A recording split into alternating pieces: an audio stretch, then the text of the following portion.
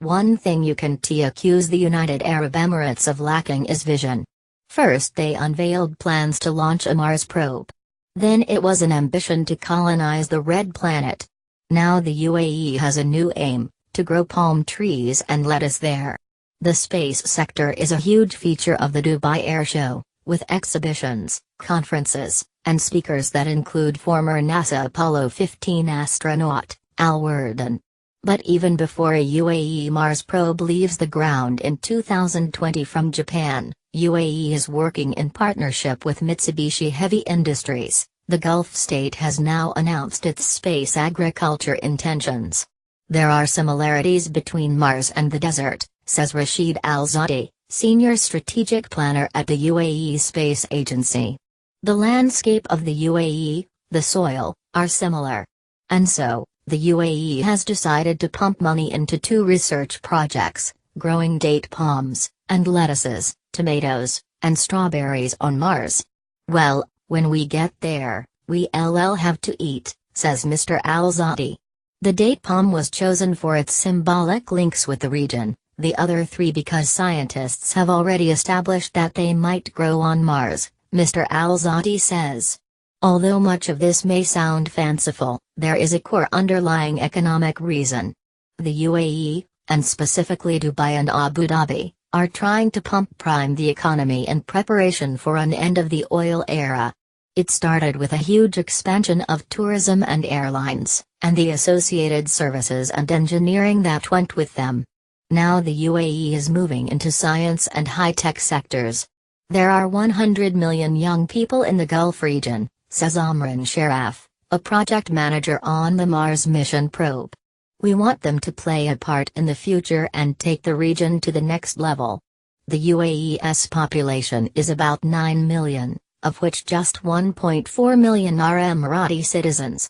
He adds, it's about creating a post-oil, knowledge-based, creative-based economy. So it is important we become a well-established scientific center. We have created many engineers, but not many scientists. This, Mars project, is a purely scientific mission. Since the UAE Space Agency was set up in 2014, the country has invested more than $5.4 billion, £4.1 billion in its Mars project. That includes the Mars probe, a final full-scale mock-up of which was unveiled at the air show. The survey satellite was developed using a team deliberately made up only of Emiratis, the space agency said, and will search for water and assess atmospheric conditions. The UAE has also begun work on its Mars Science City, a center dedicated to studying the colonization of the planet. The series of domes in the desert, with 2 million square feet of living space and research facilities, will investigate food, water and energy needs.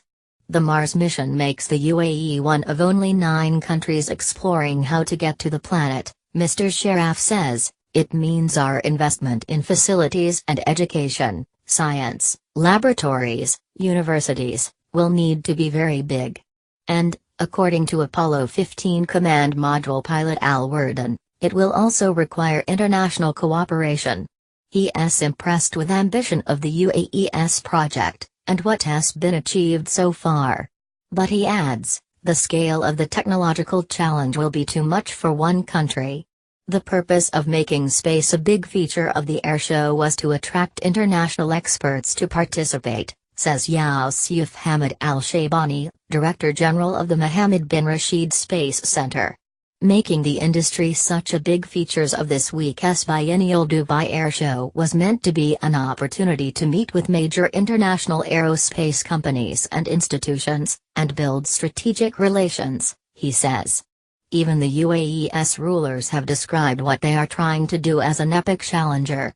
Assuming everything progresses as planned, the final step will be a man landing on Mars, within the next 100 years, that is. It may never happen. But at least the country will have created a new generation of scientists in the Gulf, and learned how to grow a lot more fruit and veg in the desert.